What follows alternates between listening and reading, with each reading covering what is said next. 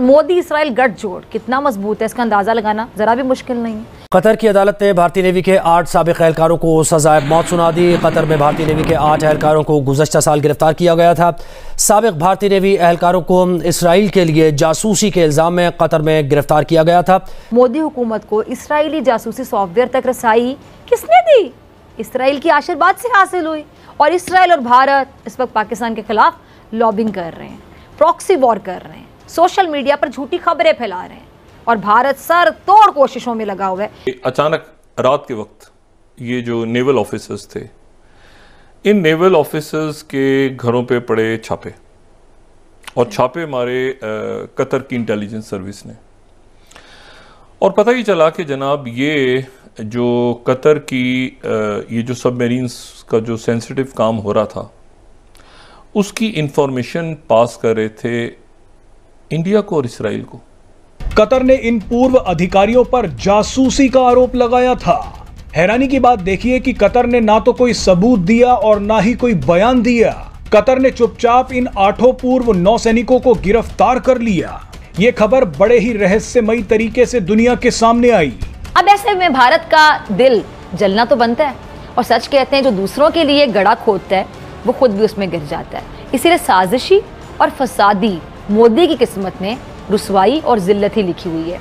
अब पता नहीं कौन सी मनहूस घड़ी थी जब उसने इस दुनिया में आंख खोली थी, बल्कि अगर यूं कहा जाए तो मेरे ख्याल से गलत नहीं होगा कि वो लम्हा ही नहुसत का था जब मोदी जैसे शर ने इस दुनिया में जन्म लिया।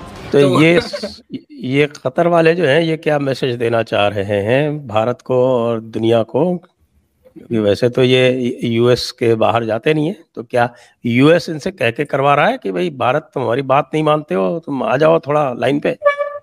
और भारत को ख्वाब देखने की तो आपको पता है बहुत बुरी आदत है, लत लगी हुई है, और जब जब मोदी अपने ख्वाब की ताबीर करना चाहता है तो हर बार जलील होकर रह जाता है। आपको बता दें कि इन अधिकारियों में 3 रिटायर्ड कैप्टन, 4 कमांडर और 1 नाविक शामिल हैं। ये सभी लोग रिटायरमेंट के बाद कतर की एक निजी कंपनी में काम कर रहे थे। ये कंपनी कतर की नौसेना को ट्रेनिंग देती है। ट्रेनिंग के अलावा ये कंपनी कतर की नौसेना को अन्य सेवाएं भी प्रदान करती। বন্ধুরা, আপনারা তো সবাই জেনে গেছেন যে কাল রাতে কাতার থেকে অতীব একটি দুঃখের খবর বেরিয়ে আসে যে কাতারে গত 1.5 বছর থেকে ইন্ডিয়ান 8 নেভি পারসনকে ইনলিগালি জাসুসির মামলাতে বন্দী করে রেখেছিল কাতার সরকার। আর গতকাল রাতে তাদের কাতার কোর্ট তাদেরকে মৃত্যু সাজা ঘোষণা করে দিয়েছে, যেটি ভারতের কাছে বড় ঝটকা থেকে কোনো অংশে তো কম নয়। কিন্তু অ্যাকচুয়ালি আপনারা যদি কাতারের হিস্ট্রি বা ব্যাকগ্রাউন্ডটাকে একটু ভালো করে চেক করেন, দেখবেন যে বর্তমান সময়ে জঙ্গি সংগঠন হোক হিজবুল্লাহর কমান্ডার, হামাসের কমান্ডার, আফগানিস্তানের তালিবানের কমান্ডার, মানে ইসলাম প্রোডাক্ট গ্রহণকারী যতগুলো মূল কমান্ডার বা জঙ্গি সংগঠনের মাথাগুলো আছে সেগুলো কিন্তু তারা কাতারি থাকে সেপারেটলি ভাবে। এক কথা ইসলাম প্রোডাক্ট গ্রহণকারী জঙ্গিদের সমস্ত লিডারগুলো সেখানে থাকে। আর কাতারের বক্তব্য হচ্ছে তাদের প্রোডাক্টের জন্য তারা সবসময় খাড়া থাকে সবার সাথে। কিন্তু রিয়েলিটি এটাই যে কাতার নিজের অকাত বলে কিছু নাই, সে হচ্ছে আমেরিকার পোষা কুত্তা। আর আমেরিকা যেমন ভাবে ডাকতে বলবে বা ভোগতে বলবে এক্স্যাক্টলি কাতার সেইভাবে ভৌ ভৌ করে। বলে দিতে পারেন যে বিনা আমেরিকান সাপোর্টে কাতার বলুন সৌদি বলুন কিছু না। কাতার 1 মিনিটও দাঁড়াতে পারবে না আমেরিকা ছাড়া। তবে এখানে বড় প্রশ্ন, তাহলে কি আমেরিকার বলাতে এই সবকিছু করলো এক রাতের মধ্যে কাতার? তবে এখানে সবথেকে সময়টা বড় ইন্টারেস্টিং। একদিকে ইসরায়েল আর জঙ্গি হামাসের মধ্যে যুদ্ধে কাতার কেন এরকম স্টেপকে ওঠানো হলো তাদের দ্বারা? না কাতার ভারতের মাধ্যমে ইসরায়েলের উপর প্রেসারকে বানাতে চাইছে?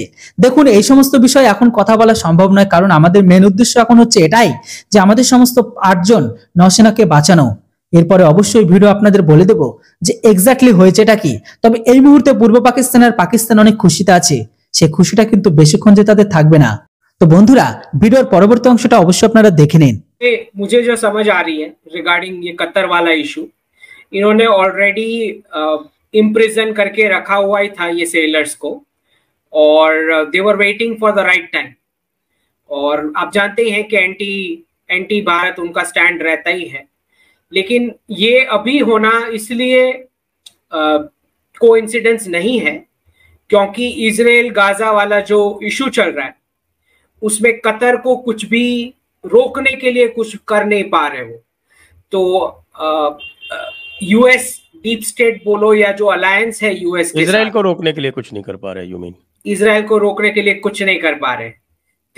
ये उसी का फ्रस्ट्रेशन उन्होंने भारत पे निकाला है, और भारत पे इसलिए भी निकाला है क्योंकि जो आरोप लगा है वो ये लगा है कि इंटेल जो ये जो सेलर्स वहां से ले रहे थे वो इंटेल कुछ इजराइल को पास ऑन हुई थी। और कतर का दूसरा भी प्रॉब्लम एक और एंगल से भारत के साथ है। कतर का प्रॉब्लम ये है कि भारत ने उनको बाईपास करते हुए तालिबान के साथ डायरेक्ट नेगोशिएशंस किए। ये दूसरा पेट दर्द उनको हुआ है जो बहुत ही रीसेंट का है।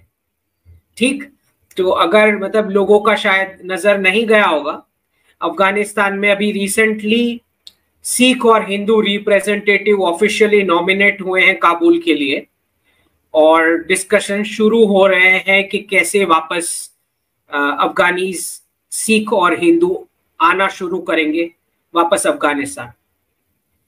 तो कतर का ये दूसरा पेट दर्द है कि आपने दोहा को बाईपास करते हुए डायरेक्ट तालिबान के साथ नेगोशिएशंस की।